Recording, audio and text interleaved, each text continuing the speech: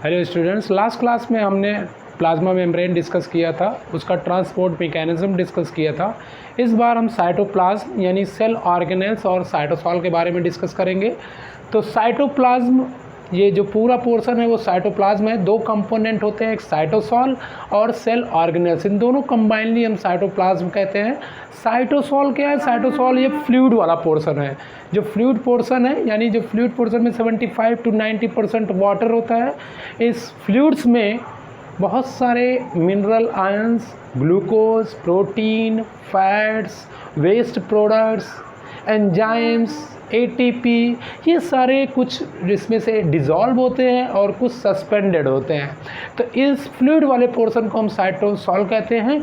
और इन्हीं साइटोसॉल में बहुत सारे सेल ऑर्गेनेल्स, टाइनी स्ट्रक्चर्स जो है वो सेल ऑर्गेनेल्स इसी सस्पेंडेड होते हैं इन्हीं में।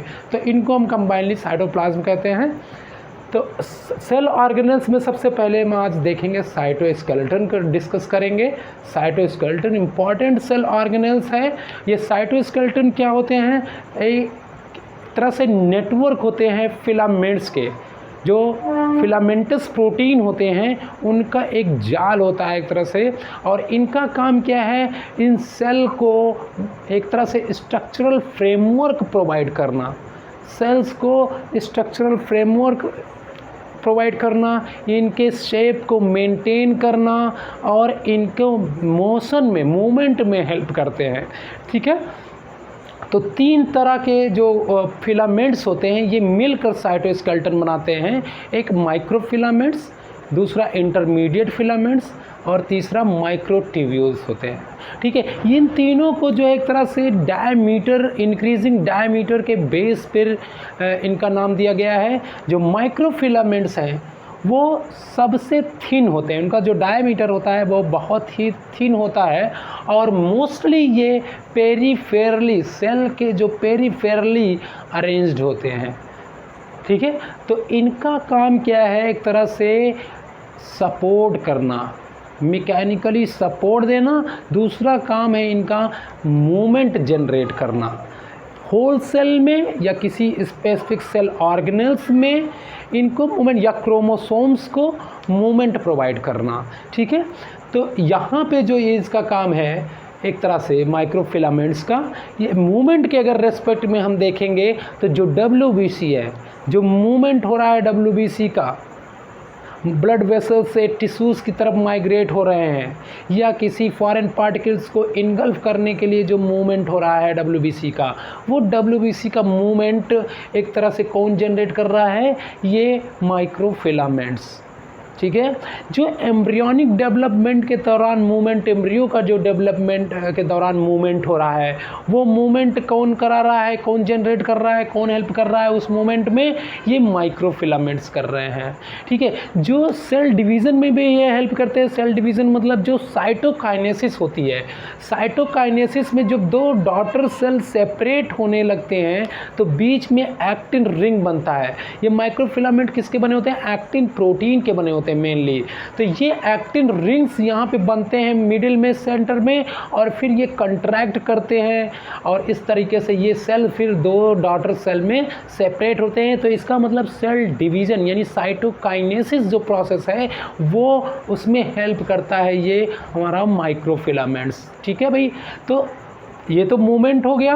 अगर सपोर्ट की बात करते हैं तो मैकेनिकल सपोर्ट, पूरे सेल्स को मैकेनिकल सपोर्ट देता है। और जो सेल का जो एक्सटेंशन होता है, एक्सटेंशन, ये माइक्रोविलाई एक तरह से प्लाज्मा मेम्ब्रेन का ही एक्सटेंशन है। इन माइक्रोविलाई में भी ये माइक्रोफिलामेंट्स, उनके अंदर देखो ये अरेंज्ड है माइक्रोफिलामेंट्स। तो यहाँ पे ये जो रेड वाला पार्ट दिख रहा है ये पूरा माइक्रोफिलामेंट्स है। और इन माइक्रोविलाई के अंदर भी ये अरेंज्ड हैं, सेंट्रली ये माइक्रोफिलामेंट्स अरेंज हैं, यानी माइक्रोविलाई को भी ये सपोर्ट कर रहे हैं।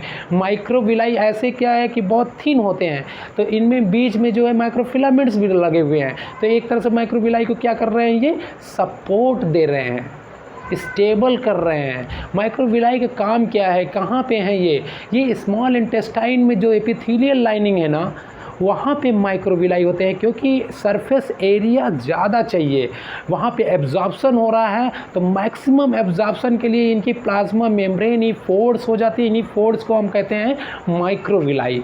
तो माइक्रोविलाई को भी ये माइक्रोफिलामेंट्स एक तरह से सपोर्ट करते हैं, ठीक है। दूसरा फिलामेंट है इंटरमीडिएट फिलामेंट्स। इंटरमीडिएट फिलामेंट्स का मतलब ये है कि इनका जो डायमीटर है माइक्रोफिलामेंट से थोड़ा ज़्यादा होता है, ठीक है। ये कहाँ पे होंगे, ये इनका काम क्या है, ये भी पूरे सेल में एक तरह से डिस्ट्रीब्यूटेड होंगे, और मेनली जो सेल ऑर्गेनेल्स हैं उनको एक तरह से पोजीशन प्रोवाइड कराते हैं, पोजीशन स्टेबल करते हैं, स्टेबिलिटी मेंटेन कराते हैं ये सेल ऑर्गेनेल, स्पेशली न्यूक्लियस के जो पोजीशन को स्टेबल करते हैं ये, ठीक है। तो ऐसे ही कई सिक्रीटरी ऑर्गेनेल्स, गोल्जी बॉडी, इन सब के पोजीशन को स्टेबल करते हैं। दूसरा ये कहाँ वर्क करेंगे, ये सेल एडहेशन जब होता है, एक सेल दूसरे सेल के साथ जब एडहेर करता है, तो सेल कोहेजन जो होता है उसमें ये इंटरमीडिएट फिलामेंट्स हेल्प करते हैं।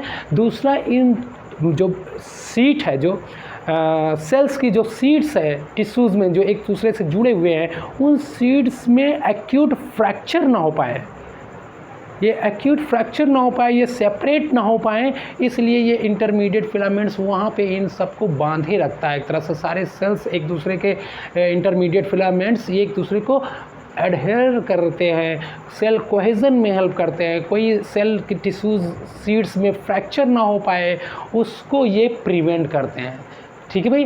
तो इनका काम क्या है, मैकेनिकल स्ट्रेस जहाँ पे ज़्यादा हो रहा है वहाँ पे इनकी ज़रूरत ज़्यादा है इंटरमीडिएट फिलामेंट्स की, ठीक है।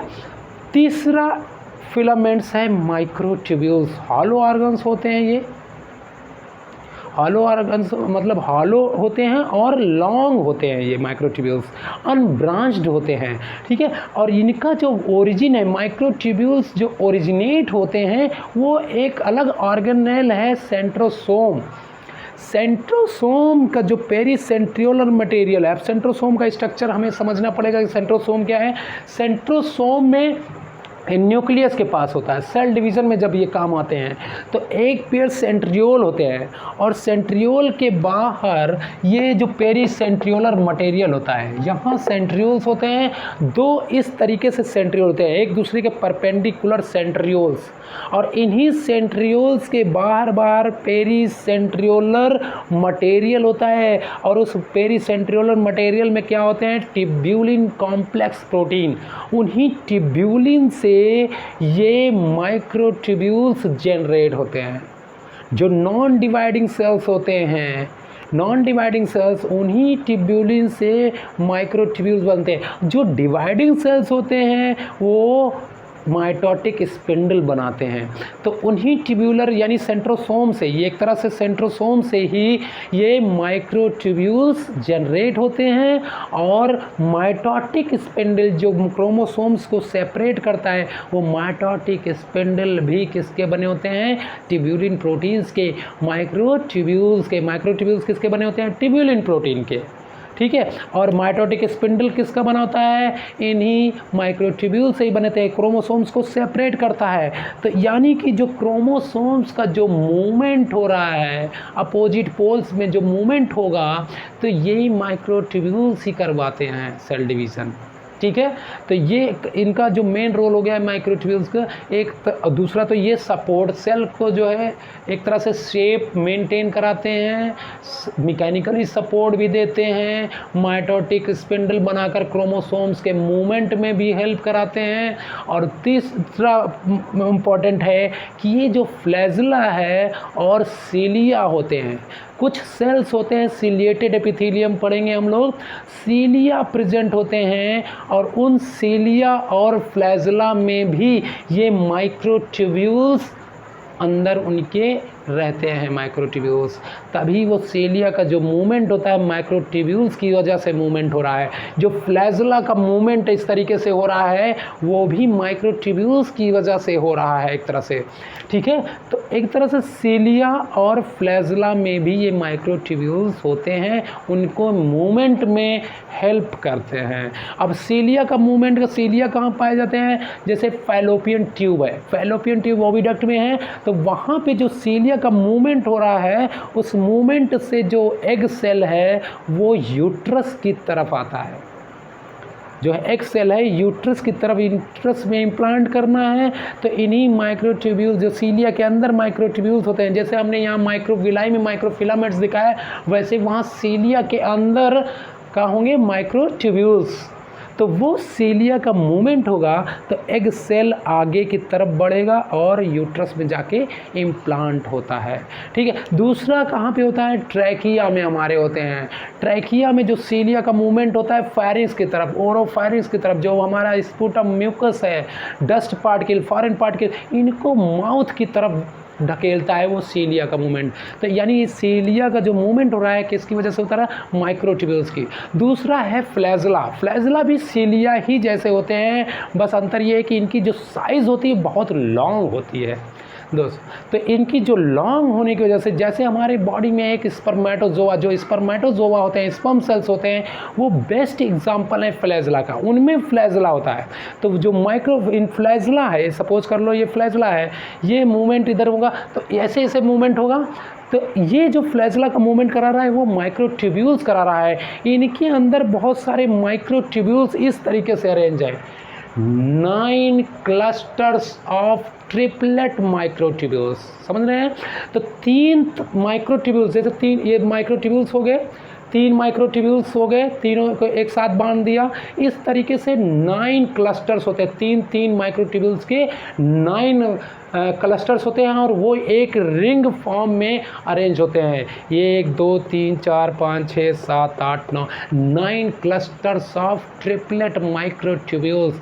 ये एक सेंट्रियोल का समझ लो, ये सेंट्रियोल है, दूसरा सेंट्रियोल उसके परपेंडिकुलर होगा, सिलेंड्रिकल। ये मैंने क्या सेक्शन एक तरह से करा है, तो ये एक तरह से पूरा इस तरीके से है सेंट्रियोल, दूसरा सेंट्रियोल ये इस तरीके से होगा। हर एक सेंट्रियोल में 9 क्लस्टर्स ऑफ ट्रिपलेट माइक्रोट्यूब्यूल्स ये अरेंज्ड हैं, ठीक है। तो इसी तरीके से फ्लैजुला के अंदर भी पूरे ट्यूब्यूल्स, माइक्रोट्यूब्यूल्स अरेंज्ड हैं, भी एक सेंटर में होता है और 9 जो है उसके किनारे किनारे अरेंज होते हैं, उसको सराउंडिंग अरेंज्ड होते हैं फ्लैजुला में। तो ये क्या कराते हैं, मूवमेंट कराते हैं, जैसे स्पर्म सेल्स में जो है मूवमेंट होता है वो माइक्रोट्यूब्यूल्स के होता है, ठीक है। तो ये तीनों जो फॉर्म है वो कंबाइंडली इनको हम साइटोस्केलेटन कहते हैं। इनका काम है मैकेनिकली सपोर्ट करना, सेल के शेप को मेंटेन करना और सेल ऑर्गेनेल्स में मूवमेंट देना, सेल डिवीज़न में हेल्प करना।